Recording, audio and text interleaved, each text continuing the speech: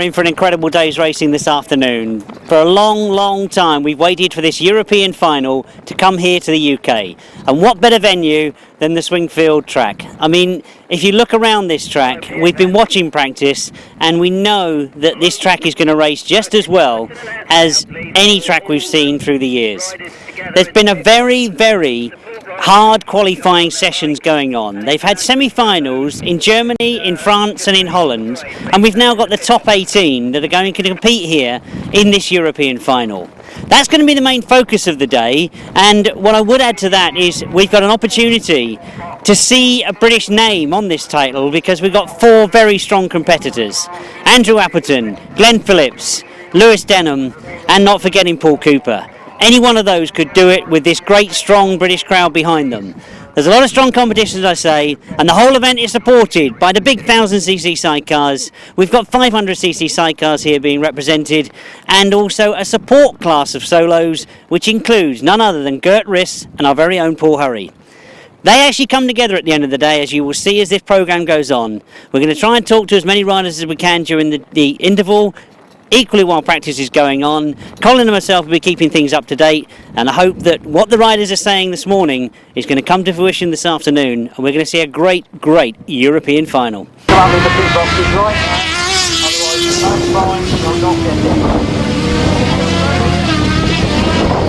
Right, Paul Cooper now. Paul, you've had the free practice, you've had the practice starts. How's it gone out there? Everything seems to have gone alright, really, to be fair. Yeah, the track's getting a little bit loose on the outside now, and hopefully that might work to my advantage a bit later on. But yeah, everything seemed fine. The bike's working good. Engines seem alright. I don't think we're quite as quick as one of the 2 other boys, but yeah, I feel pretty happy. Notice when you had the practice start from the inside gate, tremendous wheelie out the start. That was on my other bike. I've got a new Jawa complete bike sponsored by Mark on Plant Hire, and it was actually the guy who I rode the 250 for last week.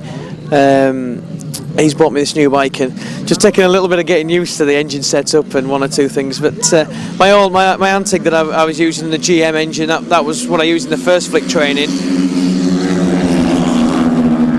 and that worked fine. That felt good. I made a good start, and yeah, that was alright. So I think that's the bike we're going to use. Track to your liking?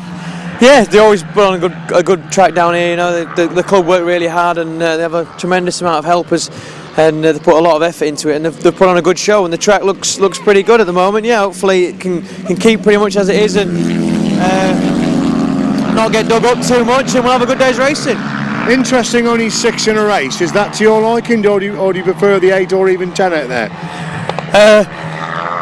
I don't know, if there's 8 in a race and you come 6, you're not so bad, and if there's 6 in a race and you come 6, you're last, aren't you? So I guess it works both ways, there you go. Looks like we might have had another tumble on the top turn. As Paul said, looks like we've got another tumble upon the top turn, but pretty high speeds out there today, even in practice. Yeah, I mean the circuit is always a quick circuit here, and like you said, they put a lot of work in and prepare it very well, and by the looks of it, there's 2 gone down because there's Theo, Pijper and Richard Smith's mechanics running up there. Anyway, yeah, it is quick, very fast, and obviously it's a championship, it's a European final. The boys are really going to be going for it, and even in practice you've got to be on the pace to know what your engines are going to be like when you're actually going for it. So yeah, it's fast, and unfortunately 1 or 2 guys have been on their ass already. A couple of dips on that far side. Are you going that quick you don't even notice them, or do they very much come into play? It makes it a little bit interesting. They've always been there, so you know what to expect. But it's you pick up some speed going down, and then you're coming up going into the turn, and it just makes it a little bit interesting. And you've just got to be aware and use your head a little bit. Think about going into that turn rather than just like a flat grass track where you maybe just can just chuck it into the corner. You've got to just be aware of the undulation, I think is the word. But yeah, makes it interesting, keeps you thinking, and keeps you focused, I guess. Thanks, Sam. With Paul. Very best of luck today. No problem. Cheers. Thank you. Cheers, mate.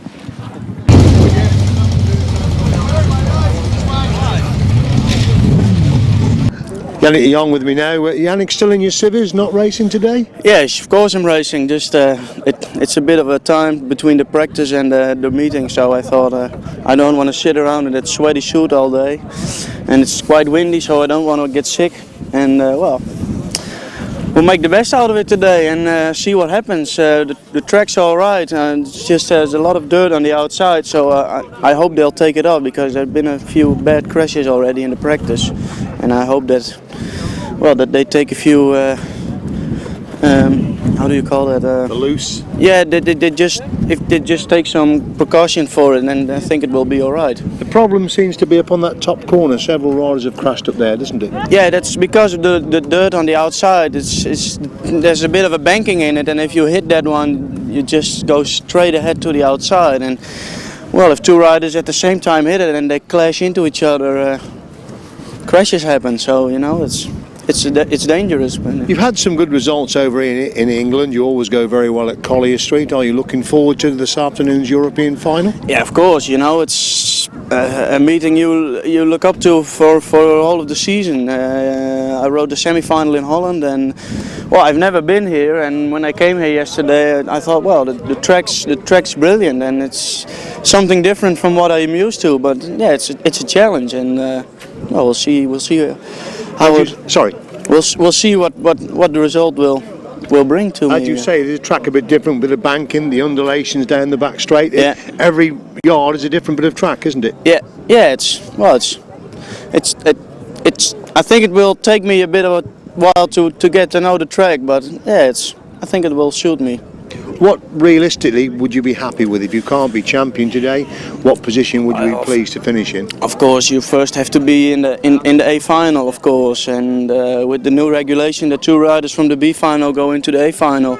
It means you can't have any mistake during the day or have a crash or something like that. It's just.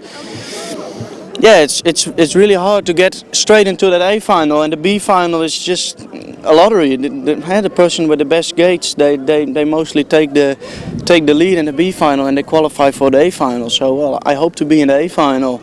That's the goal for today. But yeah, if it doesn't succeed, I hope I'll have one place higher than last year. That's my goal. In my first year in the European, I was 10th, and well, last year I was 9th, and I hope to be 8th this year. Most of the racing over in England, we have 8, 10 or even 12 riders on the line. Only 6 on the line today. Is that to your liking? I think it should be like that everywhere. It's international regulations, and also for the young boys, they should learn how to race with 6 riders because there's more room in the first corner. There's more space. There are more lines you can race, and it just prepares them for the big job, and I think 6 riders is the best for grass track. Thank you very much for having with us. Very best of luck today. Thank you. Thank you very much.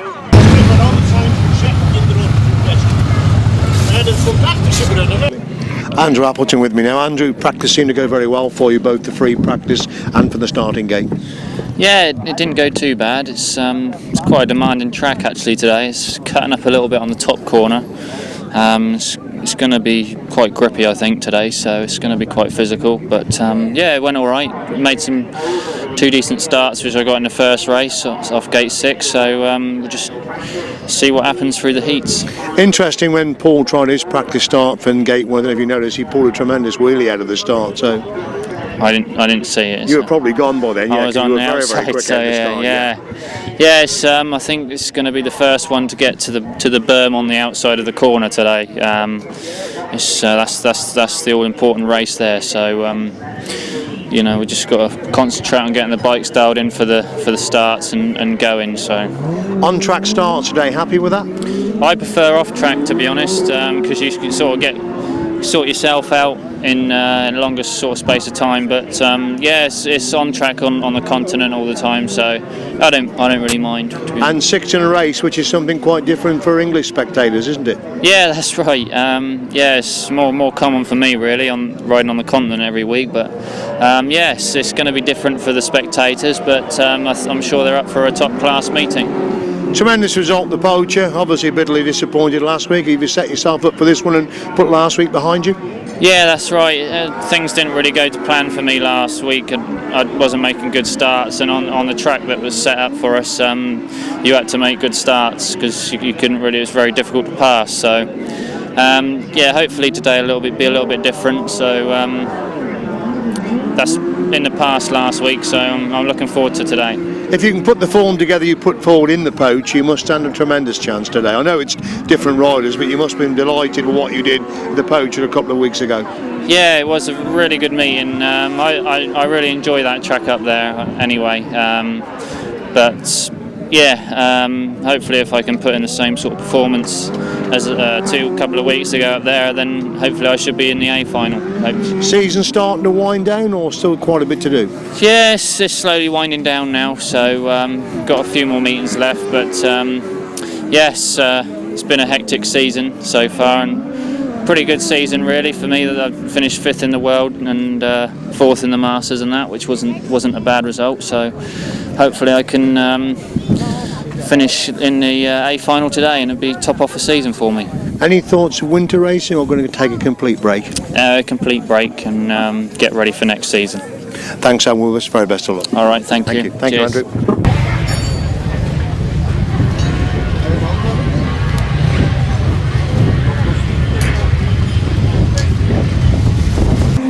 Defending champion Stephan Katt with me now. Stephan, obviously a hard task defending your crown here this afternoon.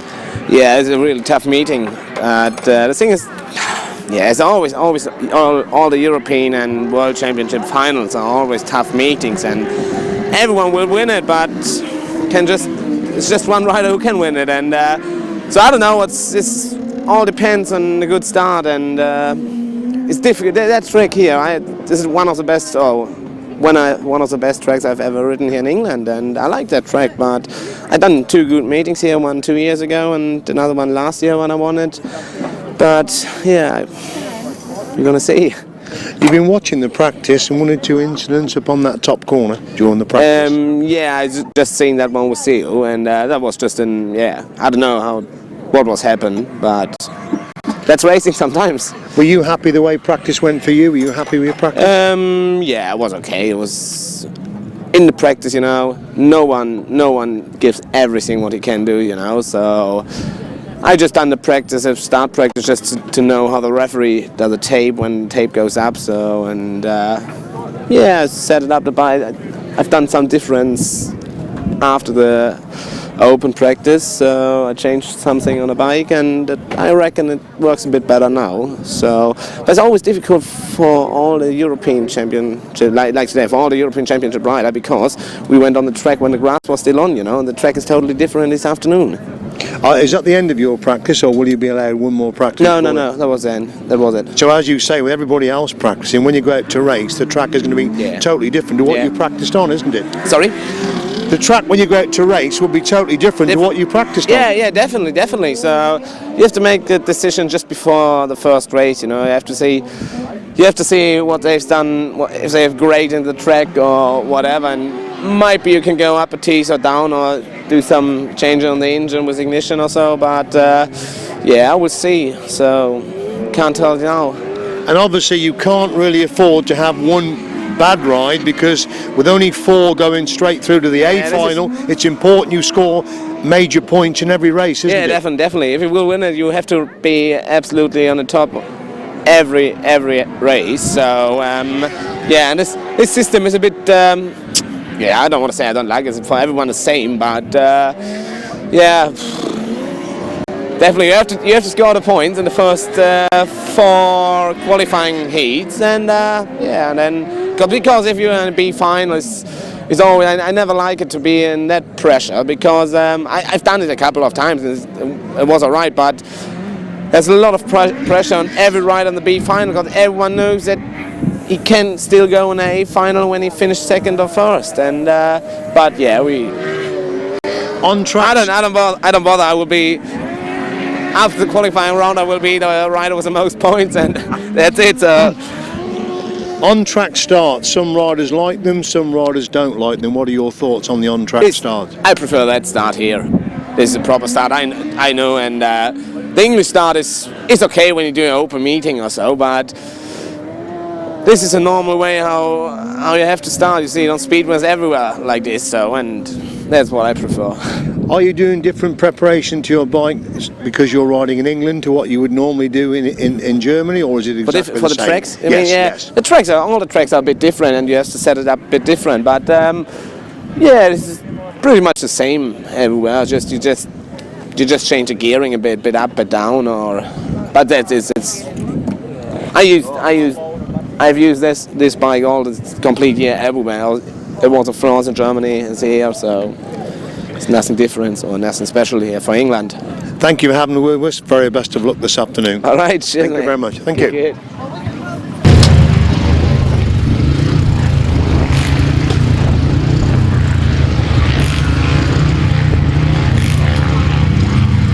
Theo Pijper with me now. Theo, a little bit of drama during the practice for you.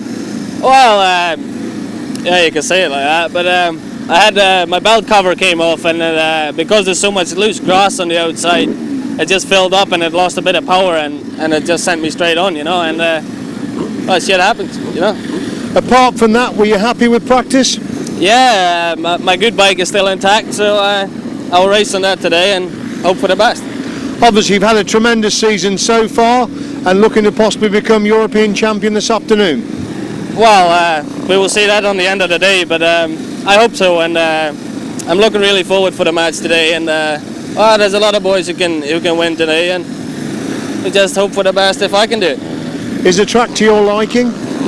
Well, it's kind of rough, the track. I'm not so keen on just grass tracks. I like the sand tracks and the gravel tracks, and but if you want to win it, you need to go fast on this too. Obviously, with the two riders going through from the B final, very important to score heavily in all your rides to make sure you're one of the 4 riders to go straight through to the A final. Yeah, I think it's not a good system, but that's the way how to work it. So we just need to score good points in the heats, and then the final is 0 points, and whoever wins is winner. Happy with just the 6 riders in a race?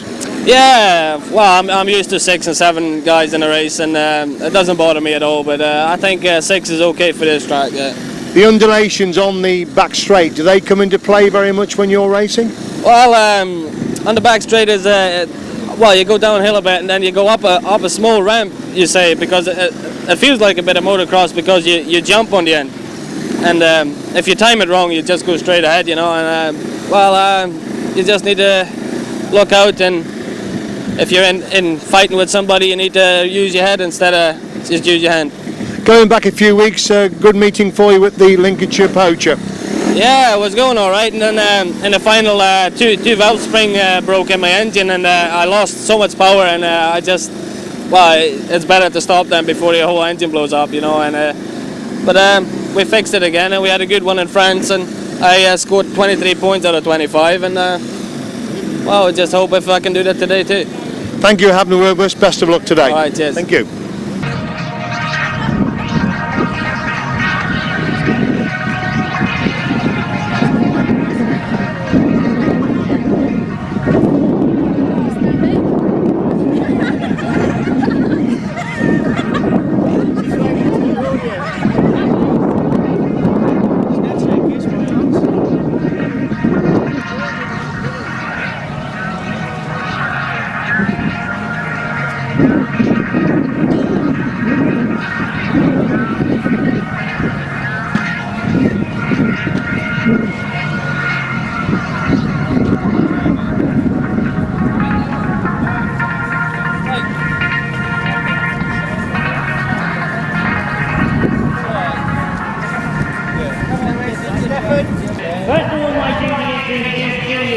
Some of the officials that were looking after this event this afternoon. I start with none other than jury president of the UAM, Mr. Christer Bergström from Sweden. It's actually gold. You're welcome, Christer from Sweden. He's going to be over all the things this afternoon. And one man has been looking to him. Gold. All the way from Poland. Yeah. In our delegate, Picnic Gruncy. Well, they get one for it, didn't he? Turn it up, mate. Next to him, and Thank you very much indeed. Lovely to see you, by the way. Lovely to see you. I look forward to you the other week. very own Ricky Star. How you doing, mate? I'm very good, thank you. Good to see you, pal. Thank you very much. Right, we now move on to two riders, and I just wonder whether all of you realise who it is that's standing up the momentum. Holland. Represent. One man has been around this for a long time. It is great to see Mr. Gary Riss. I'll start there with the riders. We've got from Great Britain, number 1, Paul Cooper.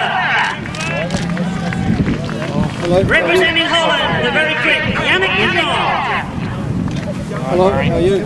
We move on to rider 4, and indeed also from Holland, RH Sidecar. More of an representation and a man we've seen racing in many times. Oh, he'd love to have you, I'm sure. Well, all the hopes to be British riders with this man, riding number 6 this afternoon, Andrew Appleton. Not like Mildorf though, is it? Very big representation from Germany, and we start with rider number 7, Herbert Rudolph. Hello, mate. Cheers. Yeah. Where are you, Bavarian or Back North to German? North German. Good to see him in his first European final. Lewis Bennell. Hello, mate. The defending title holder from Germany. It is one other than that man himself, Stephan Good luck. Katt. There's Kiwi John's Rider favourite. that's winning these finals, the number of times before, the very, very quick Van Dana. Hello, mate. How are you? Representing France, and it's great to see him back here once again. Good. We continue with the British riders, and newly crowned the British British champion, riding number 12, is Gerd Riss. Munich? Number 13, another one of the riders from Germany. Best grasstrack in the world. Number 13, Hello. we turn our attention to Holland. Rider 14, Things don't change. Hello. Good luck. Germany once again, rider number 15 is Jannick. Good. Rider number 16, Christian Alright. You know what's happening, yeah? and a great campaigner riding in 17, seen him on top of the European circuit, is of course Matthias Kruger. From Holland, and somebody that's been tipped to do well this afternoon, will he win it? It's number 18, Theo Pijper. Well, another very, very pleased drink because we now have in the event, right number 19, our very own Richard Smith. And sitting in the wings in the pit there, waiting for a chance to perform this afternoon, we are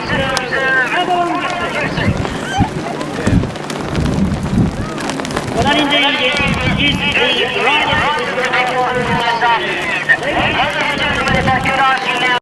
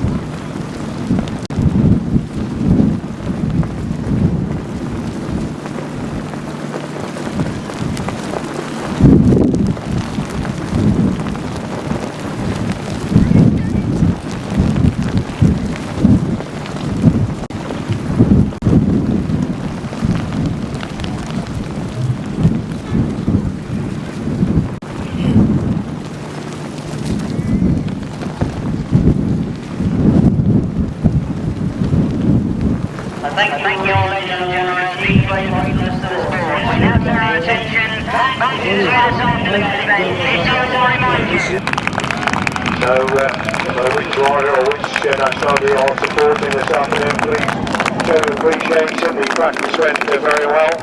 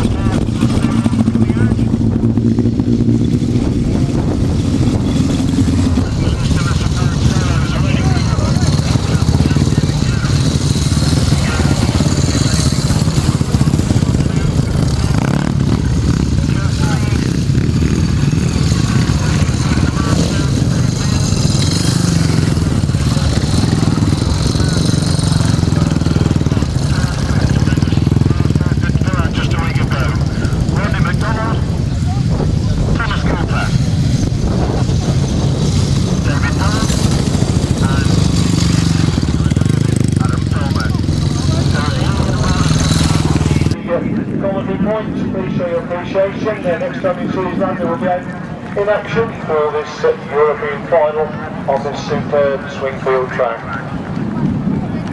Hello, very lightning news. The next outfit to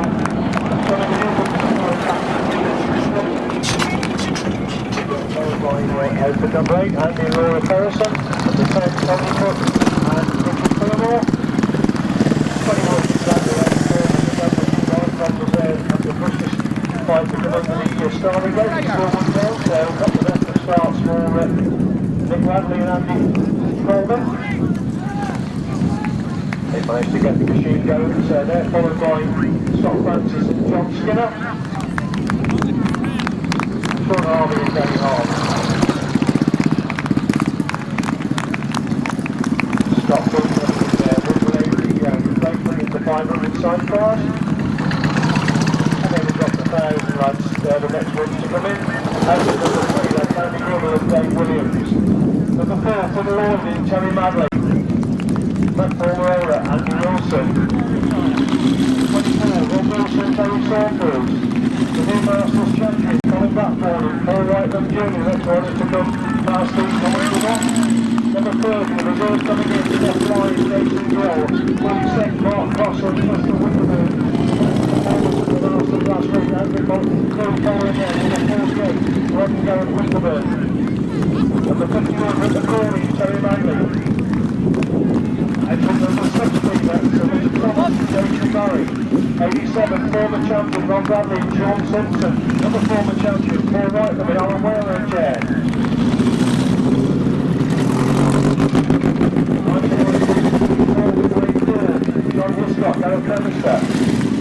Number 17, that's Ray Westbrook and Tony Heath. They're followed by 306, Mark Warren, Steve Henderson, 514. That's Ryan Rigid, and to the ground.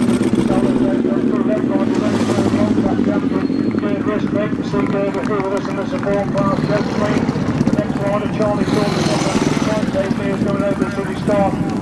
Procedure there, 26 Martin Sturge, and then they've got number 22nd Gareth Hickman, 28 Flash Drop, Rodney McDonald.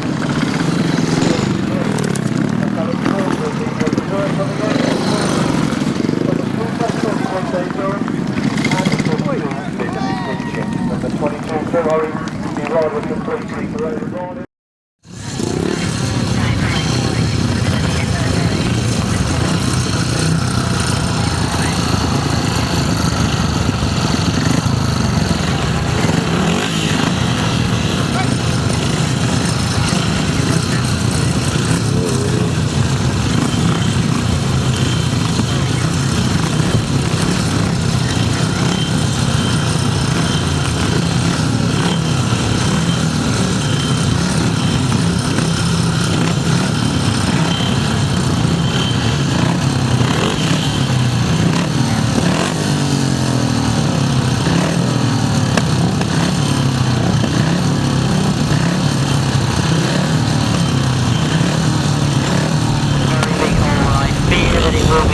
Steer him out of that start line.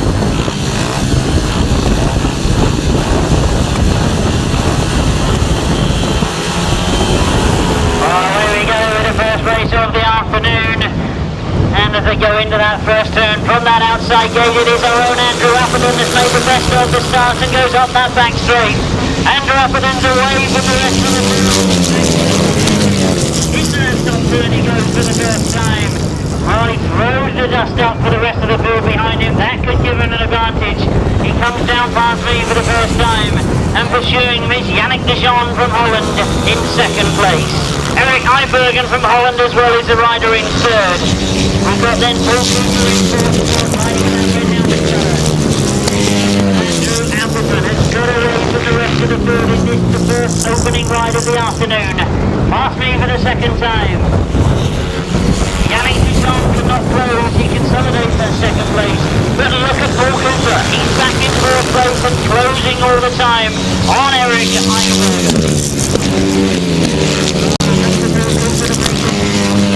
On that third place. But as we see the last lap flag go, this is exactly the start we wanted to see for Andrew Appleton. He looks very comfortable, leading as they go round that pit bend for the third time. One of our riders on the far side is going to drop now into that top turn into the first flag of the afternoon. It's going to be maximum points and a victory for Andrew Appleton. Second time across the line is Jannick de Jong. In third place he hangs on RH Sidecar, and in fourth place our very own Paul Pijper. So the first of our European qualifiers, and let's give it the points then for rider number 1 from Great Britain. He takes 2 points.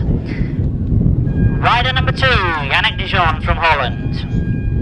And there indeed is the 3-minute warning for riders for race 2. Jannick de Jong with 4 points. We move then to rider number 4, RH Sidecar, and he collects 3 points from his first ride.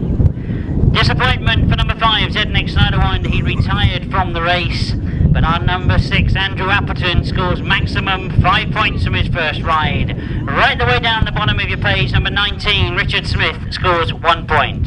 The winning time was 1:30.29, 1:30.29, 62.8 they averaged. So we move to race 2 in your programme. Riding in red, the very quick German Herbert Rudolph. Riding in blue, our very own Lewis Denham. Riding in white, the defending champion, Stephan Katt. In yellow, Bernd Dana. In green, Christoph Duvenard. And right on the outside, number 12, Glenn Phillips. Oh, we want to see them get away. Glenn Phillips pulls it in the air at the moment. It is the bike of Stephan Katt that's lost the cut. He's the rider on the outside, going all the way around the dirt line.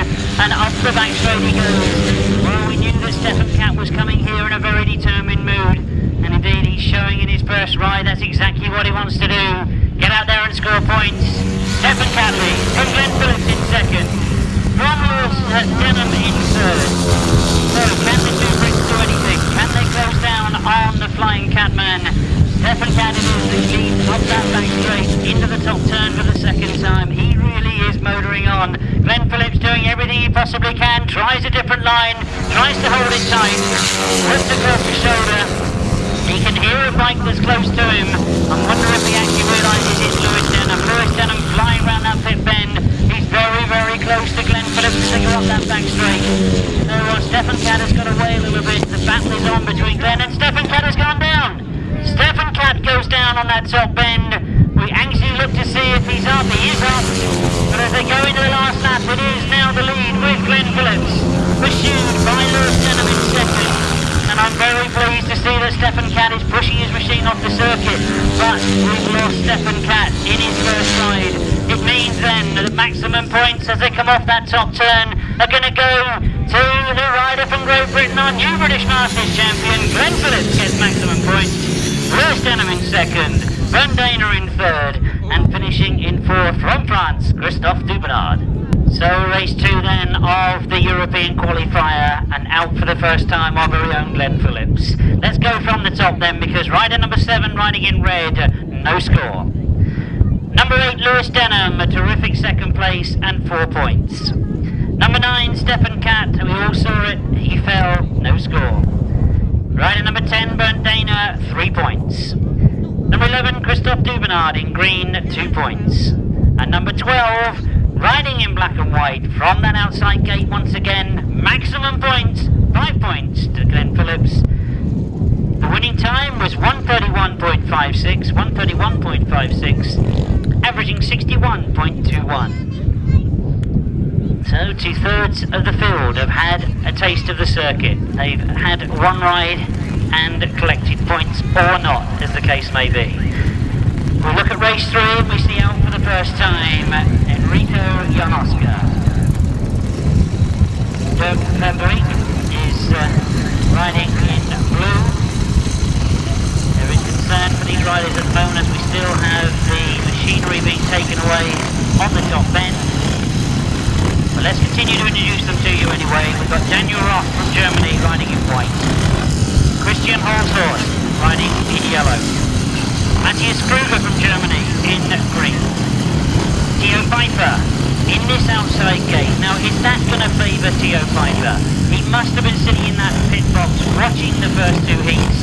It has certainly been starts from the outside that have proved to be the best so far.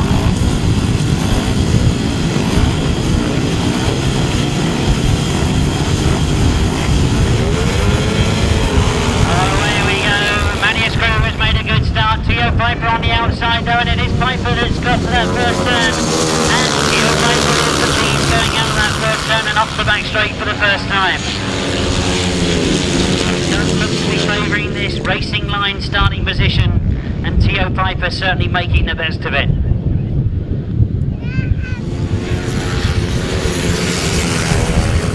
Now Dirk Fabriek it is that's in second place, and Matthias Kruger at the moment, desperately trying to get that third place. Oh, Theo Pijper was certainly one that was tipped for this event, and he'll be pleasing those supporters that tipped him.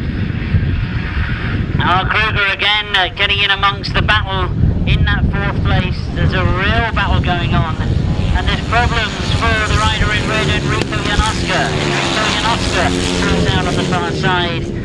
But no problem so far as we go into the last lap with Theo Pijper leading. From in second place, Dirk Fabriek. 16 is Christian Holzhorst, who we have seen here before, pursued by his countryman, Matthias Kruger. Those two almost together as they go up the back straight. Quite a gap now developing between second and third.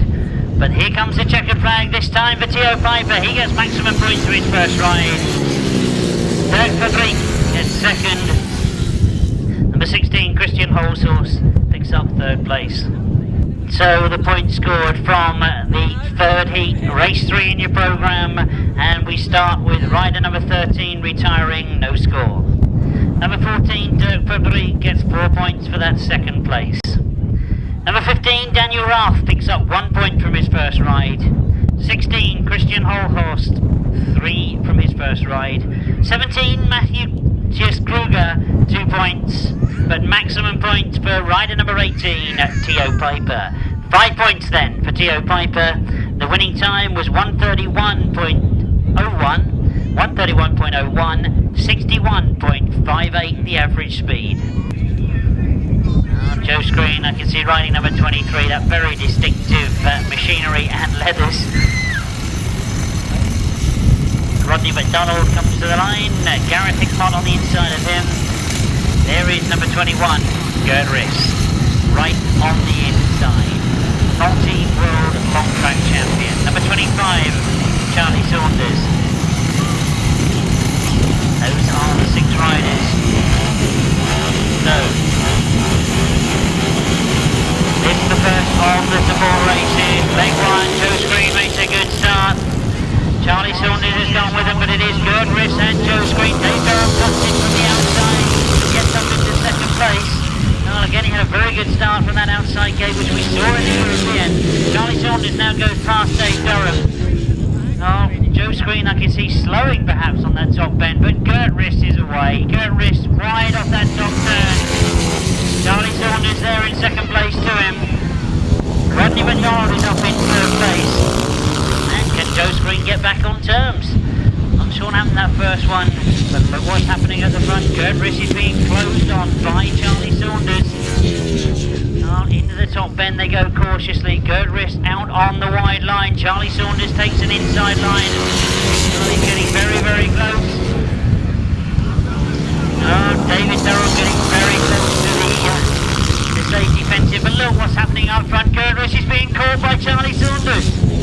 Can Charlie Saunders do it? The multi-world long track champion Gerd Riss, who we expected to be flying this afternoon. Charlie Saunders has got other ideas. He comes through on the inside. Gerd Riss responds. 1 more lap to go. Can the youngster Charlie Saunders get to this? Oh, that's Gerd Riss. Into that pit bend they go for the last time. Up the back straight they go. Gerd Riss has perhaps responded as he now goes into that top turn. It will be checkered flag for him this time as he comes down by us.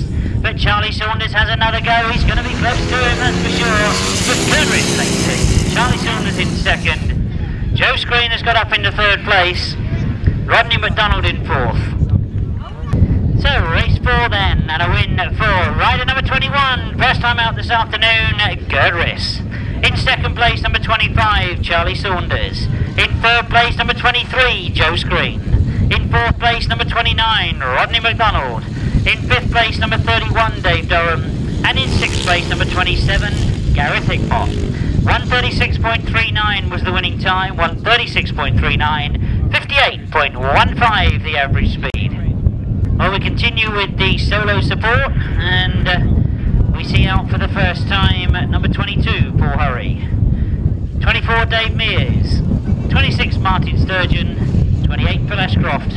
30, Thomas Cooper. And 32, Vince Kinchin. Well, from what we've seen so far, Vince has certainly got a very strong starting position. He's right out here on gate 6.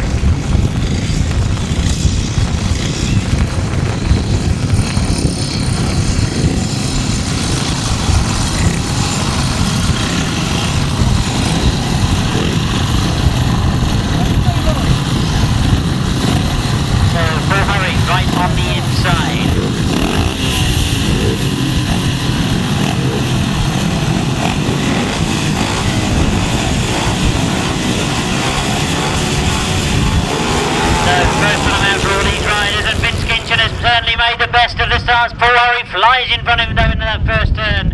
Paul Hurry followed by Vince Kinchin as they come out of that first turn, and Paul now starts to try and pull away, but Vince goes with him as well. Into this top bend they go for the first time. Paul Hurry, once he got the measure of this circuit, we'll keep an eye on the time as well, see how it compares to Gerd Riss's first race time. Vince Kinchin is still there in second, but he's got Martin Sturgeon right on his tail. Martin going very, very wide. Cuts back in, going up that back straight. Gets close once again to Vince Kitchen. Looks to dive underneath and does dive underneath. Down goes Paul Hurry in that top bend as the rest of the riders try and avoid him in that top bend. He's quickly up on his feet, but it means that Martin Sturgeon has now taken over the lead, and we're very pleased to see that Paul Hurry has quickly got back up on his feet. But it is Martin Sturgeon that's setting the pace as he goes up the back straight, leading from Vince Kitchen, who was chasing Paul Hurry down. And the red flag has been put out. Oh, Paul Hurry is back on his machine. I can see that we've lost riders on that bottom turn. So, right, let's get back to the racing, and we move to race 6 in your programme, where we see the 500 sidecars for the very first time this afternoon. Already coming to the line, number 21, Nick Bradley and George Colvin.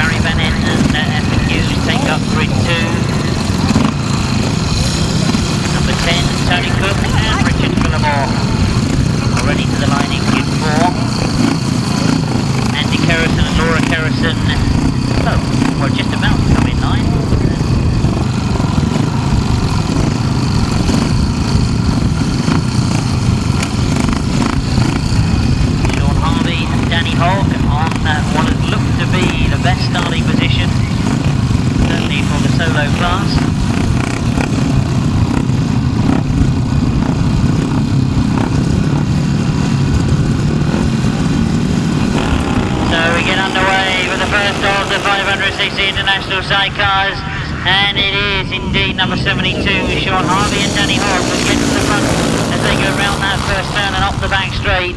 So once again, the outside gate proving to be the best. They go into that first turn. Sean Harvey and Danny Hogg setting the pace. Around the top turn they come for the first time. They've gone very wide on the exit. That's allowed a gap for number 21, Nick Bradley and Andy Colvin. But you can see the door has been closed. Nick Bradley has to tuck back in again into that second place. Well, he looks quick coming out of that bottom turn. Harvey responds. Into the top turn they go once again, leading from in second place, Nick Bradley and Andy Colvin. Oh, there seems to be a definite difference in choice of lines around that top end. Nick Bradley trying desperately to get the advantage on the early leader Sean Harvey, and it's definitely on the exit of the bends that he looks to get closer. Well, he's a lot closer going into this top turn this time. Now, will Sean Harvey change tack? Will he try and hold it tighter? No, he's still going wide. Well, you can see that Nick Bradley realises that he's quicker down this straight. He's opted for the wide entrance into the bend. Sure, he's going to switch back in again. No, he's going to stay wide. Oh, Nick Bradley trying everything he possibly can to get by. On the inside he goes. He's found a gap now. Nick Bradley gets through inside Sean Harvey. And he's got the run out of the bend, but Sean Harvey won't be giving up. He'll try the same tack as they go to the checkered flag. An excellent last turn for Nick Bradley and Andy Colvin. So, race 6, win for outfit number 21. That, of course, is the outfit of Nick Bradley and George Colvin. Andy Colvin, I believe that is. In second place, number 72, Sean Harvey, Danny Hogg. In third place, number 69, our reserves coming in, Scott Francis and John Skinner. In fourth place, number 7, Barry Bennett and Nathan Hughes. In fifth place, number 10, Tony Cook and Richard Fillimore. 143.77 was the winning time, 143.77, 54.01 they averaged. We now turn our attention back to race 5, and we look to see what competitors are coming out, because there was numerous competitors that fell and could be deemed as the cause of the stoppage.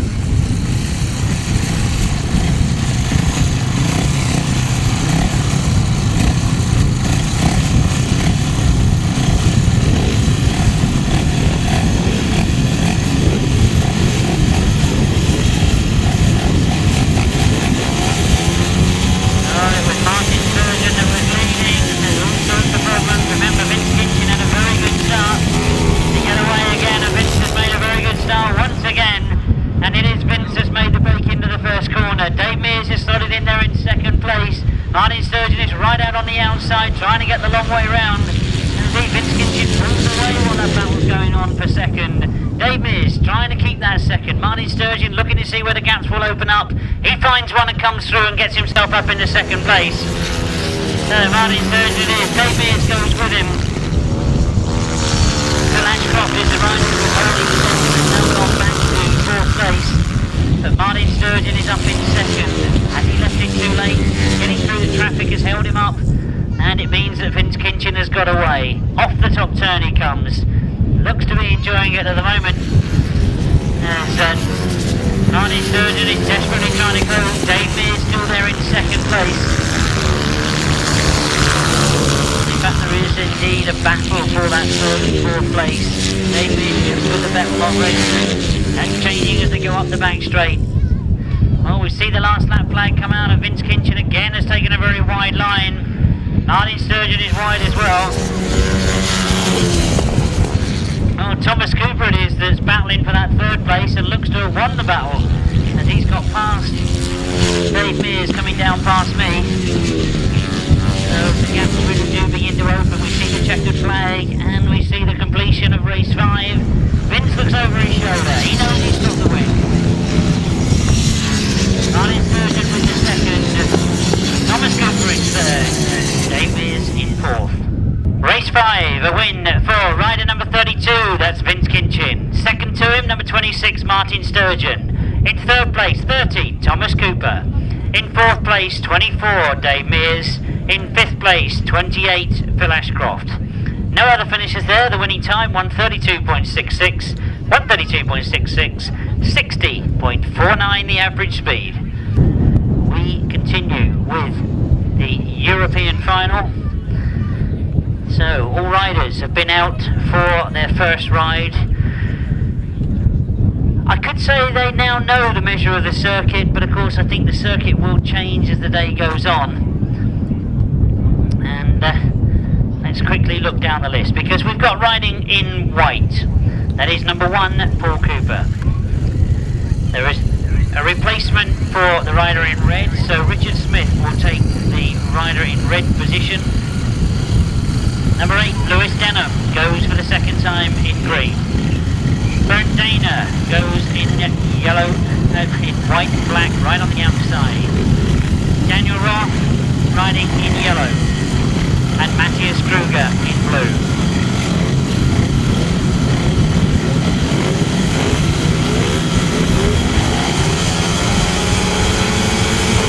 Oh, they get underway. Kruger's made a very good start, and Dana on the outside has made a good start as well.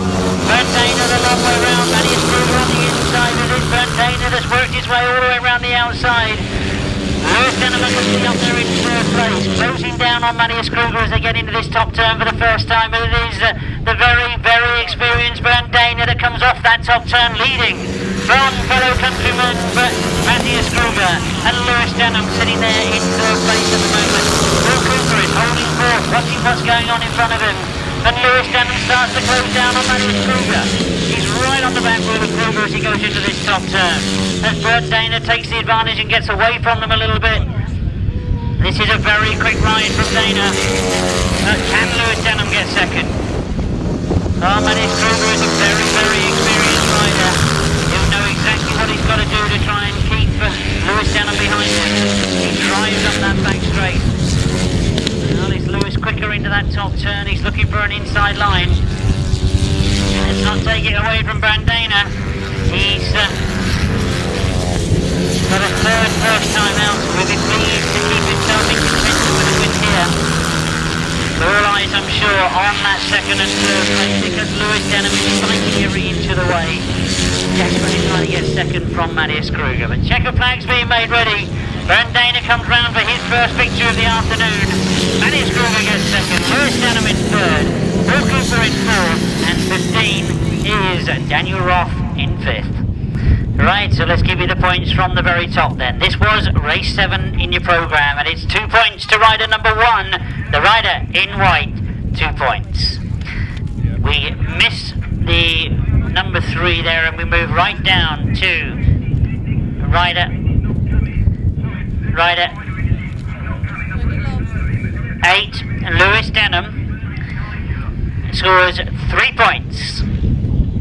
Number 10, Bernd Dana, maximum 5 points. Number 15, Daniel Roth, riding in yellow, 1 point. Number 17, Matthias Kruger for second place, 4 points. And no score there for the replacement rider, number 19, Richard Smith.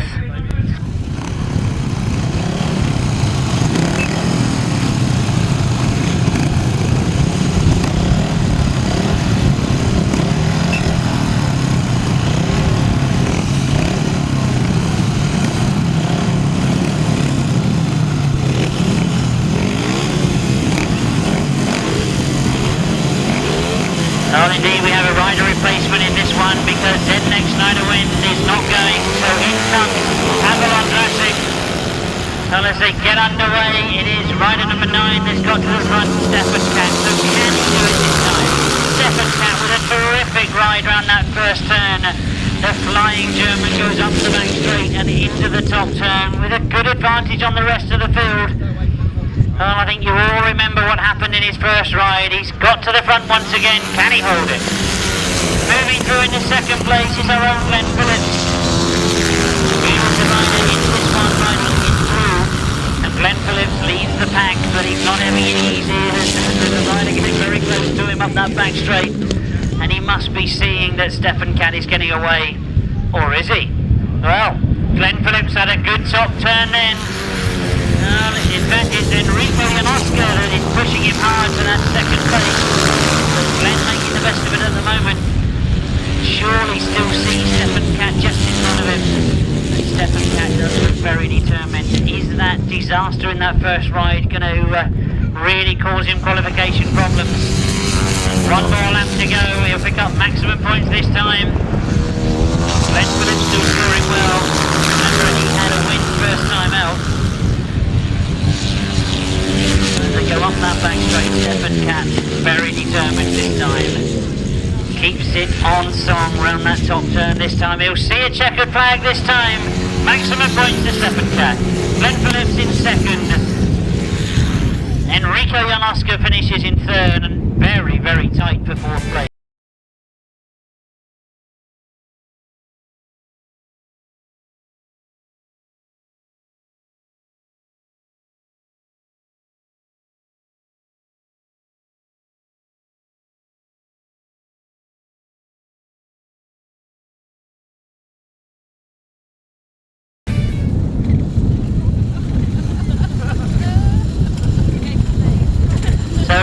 Points then for race 8 because we go from the top. The rider in yellow, number 2, Jannick de Jong, gets 2 points.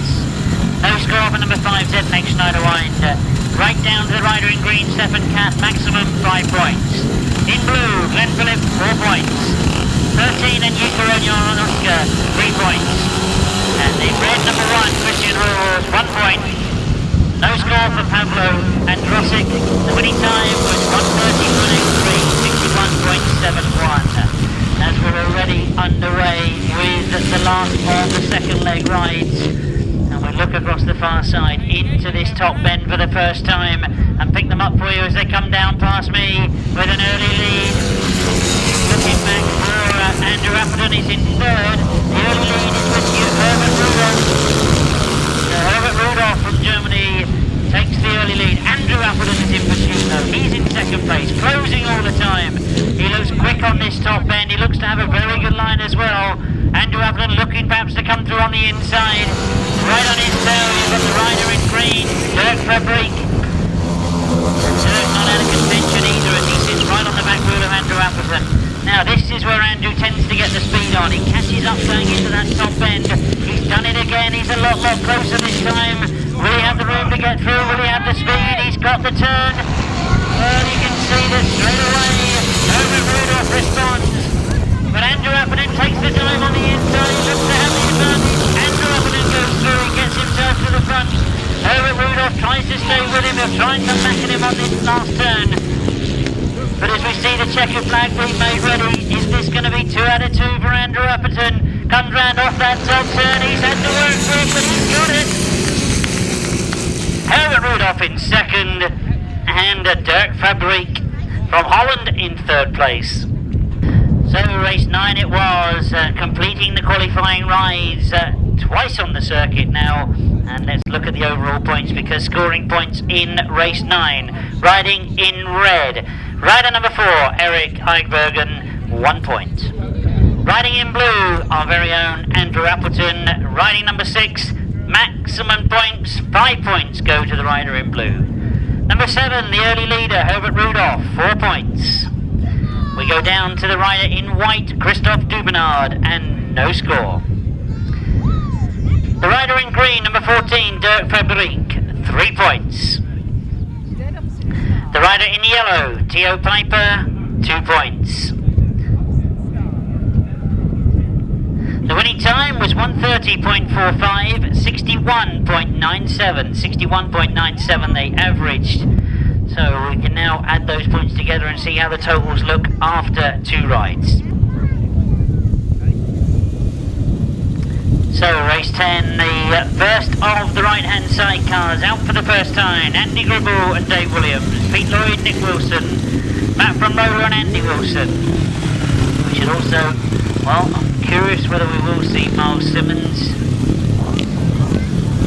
Don't think we will. And of course Colin Pardew is replaced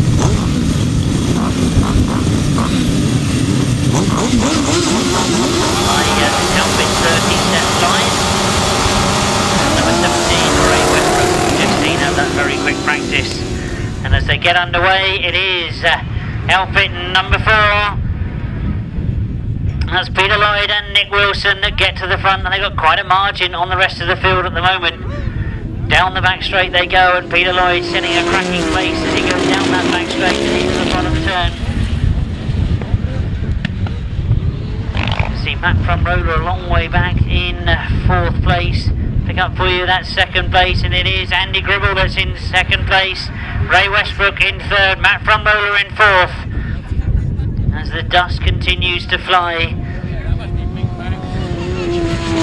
And I wonder if there's going to be changes further down the field, because Peter Lloyd has really got away from the rest of the field. Matt from Roller now starts to move.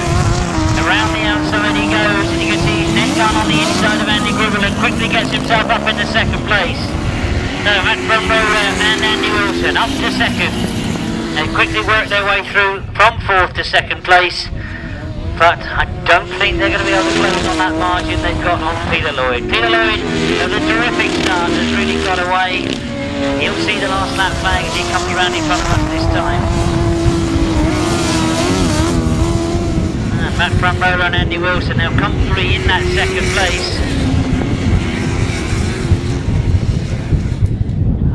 Ray Westbrook now coming under pressure from Seth Clyde at the back of the field.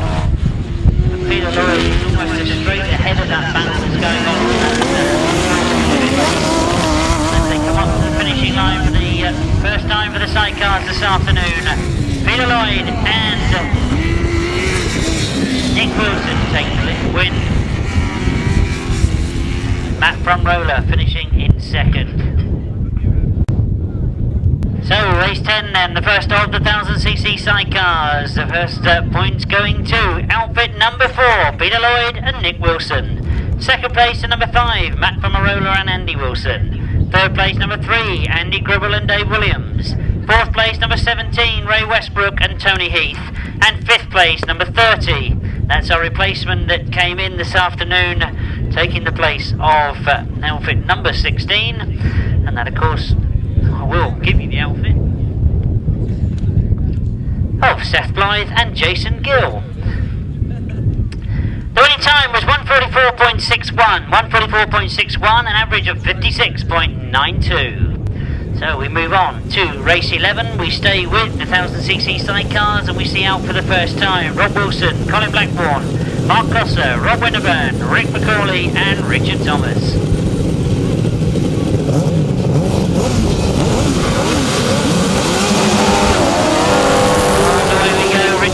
Lifting it in the air, he lost the advantage off the start. Colin Blackburn has made a good start.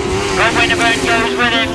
I can see Rob Wilson tucking in there in 3rd, and that's outfit number 51, Rick McCauley. That's gone the long way round, but Rob Winterburn gets up into 2nd. Colin Blackburn it is that's got the lead. Richard Thomas working his way through from the back of the field. With a lot of dust to contend with. You can see Rick McCauley changing lines, trying to get through on the inside of Rob Winterburn. And while all that battling's going on, because Rob Wilson doesn't want to give up that third place, Rick McCauley's got it though as he comes off that top turn. Down the back straight they go for the second time. Rob Wilson still trying to attack on the outside. Stays on the outside of Rick McCauley, looking for that second place. Oh, Colin Blackburn and Paul Whitelam Jr., our new British Masters champions. They look over their shoulder. They know they've got competition close, but they've got pole position at the moment. And as they drive down that back straight, they do look to see that they've got their outfits up perfectly on this track. Rob Wilson still close with Rick McCauley, desperately trying to sort out that third place. The two outfits together again as they come round off that big bend, but Rob Wilson's just got his nose in front.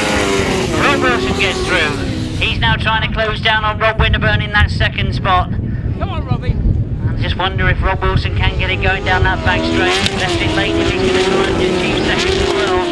Into the pit bend to go for the last time. Colin Blackburn and Paul Whitelam Jr. come off that pit turn. They take the checker flag. Maximum points first time out. Rob Winterburn in second. Rob Wilson in third. And Ian McCauley in fourth. So, race 11 then, still with the first leg of the sidecars, a win for outfit number 25, Colin Blackburn and Paul Whitelam Jr.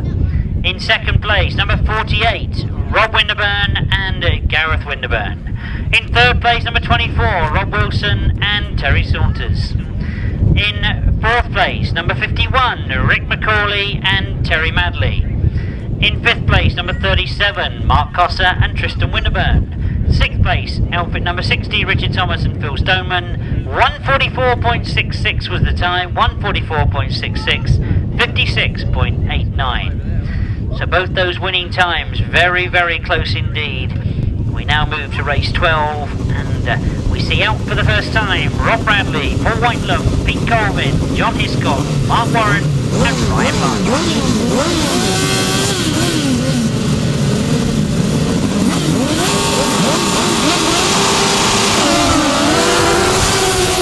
Get underway, it's another clean start as they come by me. It's Paul Whitelam that's made the best of it. Rob Bradley tucks in behind him as he goes into that first turn.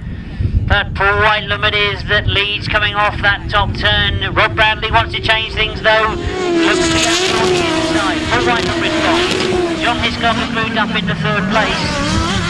They go round that pit bend for the first time. Paul Whitelam and Ian Elliott. It is Alan Elliott, I should say, pursued by Rob Bradley and Sean Simpson. John Hiscock and Gareth Bemister guiding that third place. They're a long way away from the rest of the field, but they know that they've got quite a gap to make up for these ones.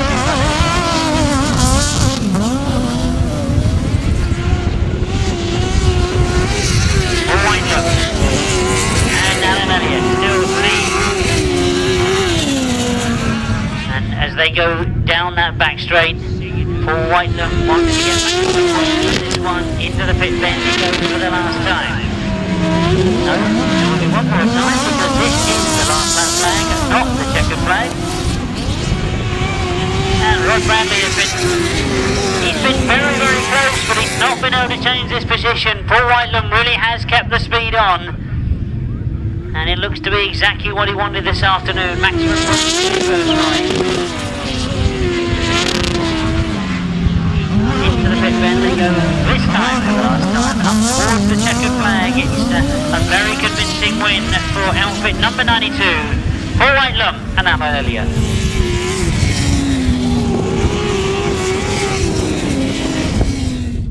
So race 12 completing the first leg rides for the 1000cc sidecars. A very convincing win for outfit number 92. That is Paul Whitelam and Alan Elliott. In second place, number 87, Rob Bradley and Sean Simpson. In third place, number 184, John Hiscock and Gareth Bemister. In fourth place, number 306, Mark Warren and Steve Henderson. Fifth place, number 99, Pete Colvin and Steve Colvin. The winning time was 1:44.25, 1:44.25, they average 59.54, so a very quick time. So as we look to the riders for race 13, right on that outside gate in the white and black, we've got our own Paul Cooper. Further down in white, number 7, Herbert Rudolph. In green, a rider that's certainly in contention, number 10, Bernd Dana. In yellow, Glenn Phillips, who's also well and truly in contention. In blue, number 15, Daniel Roth. And in red, number 18, Theo Pijper. So Theo has got the work to do from that inside gate. Paul Cooper has got this outside gate. There must have been discussions in the pits. They must be saying, well, this outside gate favours you. He's got Bernd Dana on the inside of him. And we know that Bernd has made some very good starts. Bernd Dana on 8 points has had a third and a win. Then Glenn Phillips.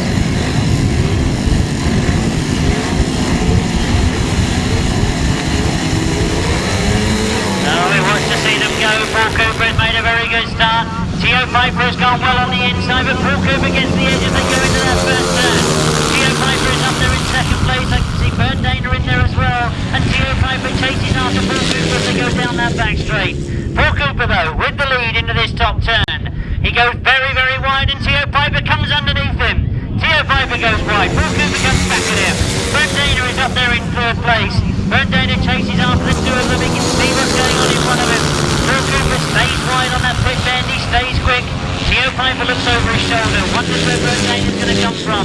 He's got now to concentrate on whether he can catch Paul Cooper and keep out the challenge from Bernd Dana. Off that top turn he goes. Theo Pijper looks over his shoulder again. He almost looks to be content with second place now.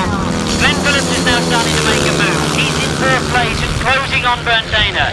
Theo Pijper seems very concerned about what's going on behind him. He's spending more time looking backwards. He seems to want to let Paul Cooper go. He knows he's got two strong competitors behind him. And as they come off that top turn, they all close up again. One more lap to go. Paul Cooper working his way hard, and Glenn Phillips has gone through in the third. Bernd Dana looks to have closed, but Glenn Phillips is up in second. Now Theo Pijper starts to make a challenge again. He goes right up on Paul Cooper. Will we see another dramatic last turn as they come off that top turn? Pijper is on the inside. He's looking to close on Paul Cooper. Cooper is holding him, but it's close to the line. Well, that was very, very close. And I'm tempted to overhear what the referee has just said, and it looks as if Paul Cooper has missed out on maximum points. So let's give it the points then, because there were some very tight finishes in race 13. Leg 7, as it says in the European final. Number 1, Paul Cooper gets 4 points. We move down to number 7, Herbert Rudolph, 2 points. Number 10, Bernd Dana, 1 point. Number 12, Glenn Phillips, 3 points.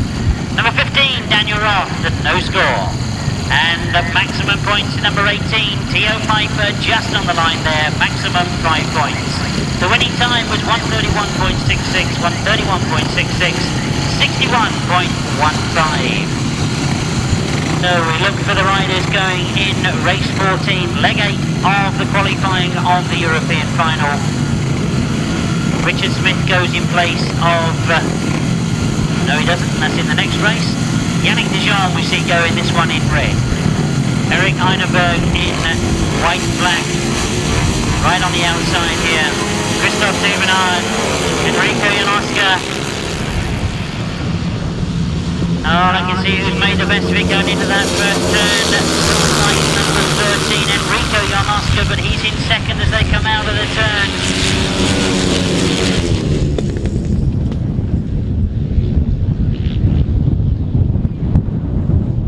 Well, as they come down past me, that is Matthias Kruger. I thought it was, but I wanted to check because Matthias Kruger has got to the front. In blue, the rider in blue is Enrico Janoska as he closes on fellow countryman Matthias Kruger. Oh, a great, great campaigner, Matthias Kruger. He's been in many of these competitions, and indeed he looks to be on form this afternoon. Back in third place, Jannick de Jong. Young Dutch rider that we've seen so many good performances from. he goes up that back straight. The gap's now starting to open as Matthias Kruger really does look to be in control. Eric Eichbergen pulls out in front of us. Disappointment for him in this one, but Matthias Kruger going for maximum points. Enrico Janoska still there in second. Kruger does look to be relatively in control on this one. Jannick de Jong looks to be closing on that second though, so we could see a change for second place. Jannick de Jong right on the inside. Tries to get the better drive out of that top turn. There's the checkered flag. He doesn't quite do it. Kruger gets the win. So the points for race 14, leg 8 of the European Championships, and we start with the rider in red, number 2, Jannick de Jong, 3 points. No score for the rider in white and black, Eric Eichberg, number 4, no score. We go down to the rider in yellow, Christophe Dubenard, and 1 point scored. Eric Janoska, number 13, riding in blue, 4 points. Christoph Holzhorst, riding in green, 2 points. And maximum points to the rider in white, number 17, Matthias Kruger. The winning time was 1:31.58, 1:31.58, 61.20. So the last of the third leg rides, and of course we now have chance to see, riding in green this time, our very own Andrew Appleton. I'm looking for number 5. I don't think Schneiderwine is going, so we have got Pijper on Grasstrack out there on Group 1.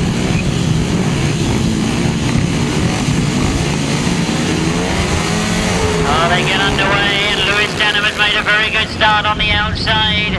Stephan Katt is in there as well. Lewis Denham cuts across the back of Stephan Katt, gets into the lead. Andrew Appleton's in there as well. Stephan Katt right on the outside, chasing after Lewis Denham. Lewis Denham goes into the lead. They're going to that top turn, and now Andrew Appleton's trying to get underneath Stephan Katt. Those three together as they come out of that top turn, but Lewis Denham has just got the advantage. Stephan Katt is still there in second. Andrew Appleton wants that second place, tries to go underneath Stephan Katt. A great scrap for that second place, and Andrew Appleton looks to have got it. Up the back straight they go. It's now Andrew Appleton is trying to close down on Lewis Denham. Straight underneath him he goes, but Lewis Denham responds. Keeps the speed on, keeps the power on. He's got a good line off that top turn. That was an excellent corner from Lewis Denham. Into the bottom turn he goes, and now Andrew Appleton tries to find a gap. Andrew Appleton on the inside of Lewis Denham. Andrew Appleton trying to keep a clean sheet. Lewis Denham goes after him. Those two away from the European champion Stephan Katt in third place. And those two flying around that top bend as Andrew Appleton comes down towards the last lap flag with Lewis Denham right on his tail. Stephan Katt has now got rider number 14, Gerd Riss, in the close quarter with him as they go round that pit turn. But this has all been about the two wins. Lewis Denham led from the start. Andrew Appleton had to work his way through, and he's got through. And it is Andrew Appleton that comes off that top turn and into the checkered flag, making it 3 out of 3. Lewis Denham in second, Stephan Katt in third place, and Gerd Riss in fourth. Wow, what a qualifying heat, and we've got those big finals to come later on, but still, Andrew Appleton, with your support, is keeping it going. 3 rides and 3 wins. Oh, we wondered if it was going to get faster as the afternoon went on with an incredibly quick time. Let's go down through the points though, because the rider in yellow, what should have been in yellow, no score. The rider in red, Zednek Schneiderwind, no score. In green, number 6, I should say, Andrew Appleton, maximum 5 points. His total moves on to 15. Number 8, Lewis Denham, a terrific ride, and second place there, 4 points. Number 9, Stephan Katt, 3 points. Number 14, Dirk Fabriek, 2 points. Number 19, Richard Smith, 1 point. And number 20, Pavel Ondrasik, no score. I'm sure you're carrying all the points over. We'll double check those for you in a few moments. But we now turn our attention to race 16. We're into the support races. And race 16, we see Joe Screen, we see Vince Kitchen. And they get away. Joe Screen right on the outside. Leaps away into that first turn, and it is Joe Screen that's got away. Vince Kitchen goes after him. They get down that back straight for the first time. Joe Screen, who didn't score in his first ride, now comes out for his second ride. And he's leading, but Vince Kitchen's not letting him get away. Dave Mears is in third place at the moment. And Vince Kitchen trying to stay close to him as they go down that back straight. Oh, Dave Mears still sitting there in that third spot. Well, wouldn't it have been impressive to see Joe Screen in this European final? But he didn't make it this year. As he goes into that pit bend, he looks to have got the measure of the circuit this time. Vince Kitchen scoring well though. He had a win first time out, you remember. Dave Mears still there in third place. One more lap to go for Joe Screen to get maximum points. And he certainly looks to be in control at the moment. Vince Kitchen still holding that second. Dave Mears still holding third. And it's 28 Phil Ashcroft that's holding fourth place. There's a bit of a battle going on with that fourth and fifth, but the gaps really have opened up, and we'll get confirmation this time as they come round with the checkered flag for Joe Screen to win his second ride of the afternoon.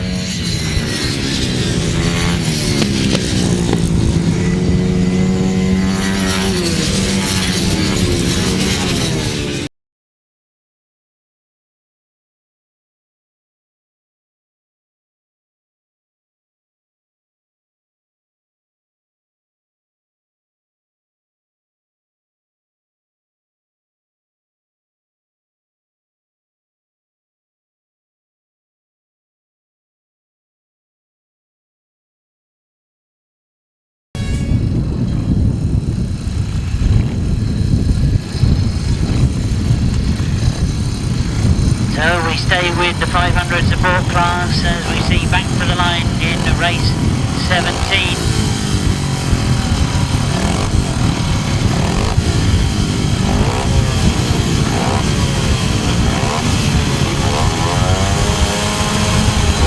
Away go the James. Right on the outside, Gerd Riss makes a very good start. There's a fast line into that first turn. Martin Sturgeon and Paul Hurry trying to stay with him, but Gerd Riss has got the lead as he goes up the back straight. Paul Hurry slots into second place, Martin Sturgeon in third. I think that's Charlie Saunders in fourth, but I'll check that for you as they come round.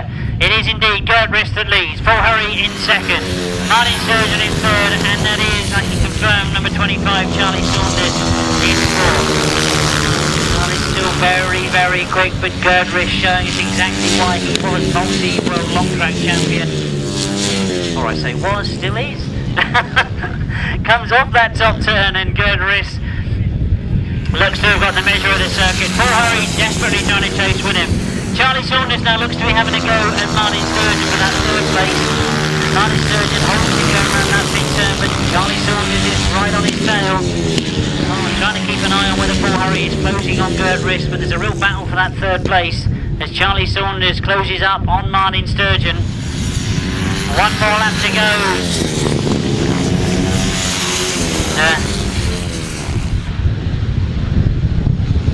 Remember that Gerd Riss had that win in his first ride in race 4. He's going to make it 2 out of 2 as he comes to the checkered flag this time. Oh, Paul Hurry's got a lot closer to him, but he's going to be the 1-2 of Gerd Riss and Paul Hurry. And Martin Sturgeon has hung on to that battle for third, and indeed Charlie Saunders has hit problems as he crosses the line. So, race 17, a win for rider number 21. That makes it 2 out of 2 for the flying Gerd Riss. In second place, number 22, Paul Hurry. In third place, number 26, Martin Sturgeon. In fourth place, number 30, Thomas Cooper, and fifth place, number 25, Charlie Saunders.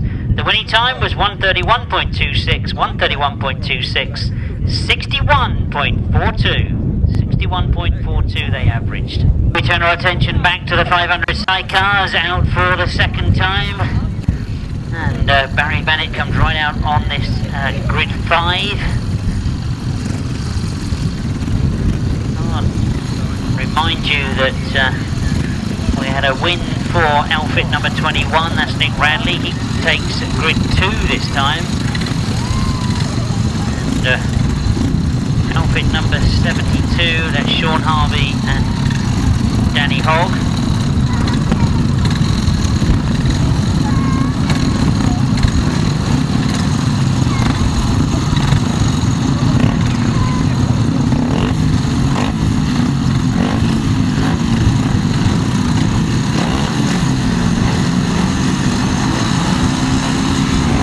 They get underway, and you can see straight away that outfit number 21, Nick Radley's made a very good start and gets himself into the front as they go into that first turn. They'll sort themselves out on that first turn, and up the back straight they go. Barry Bennett and Pijper Hughes that are on the outside there have got the long way to go round that top turn.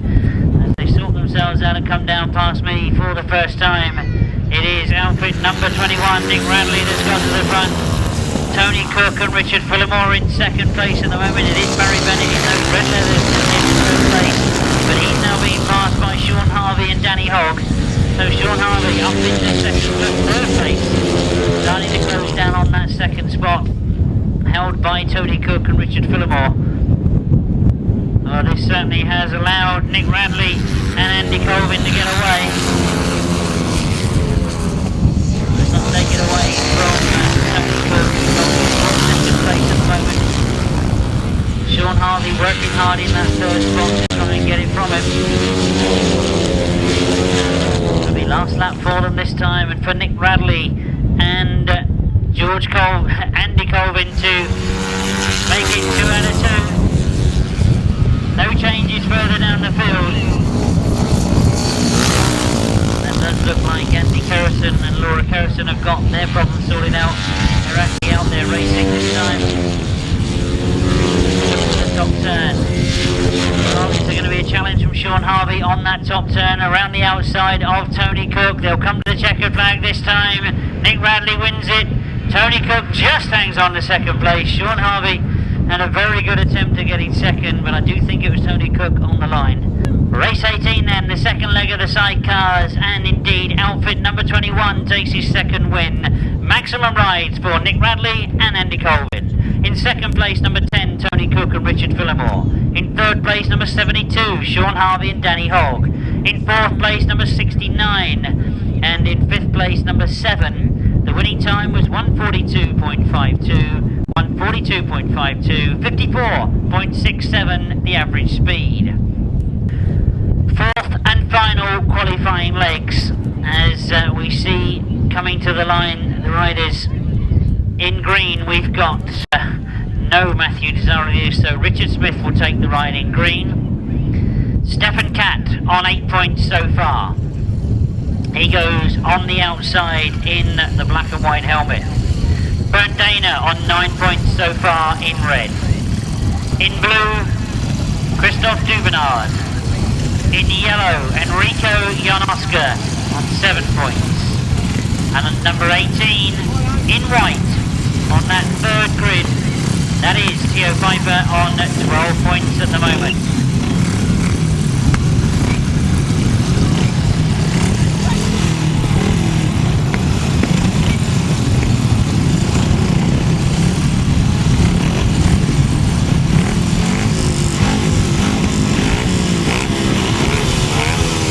Theo Pijper certainly in a strong qualifying position, equal on points with Glenn Phillips and just 3 points behind Andrew Appleton.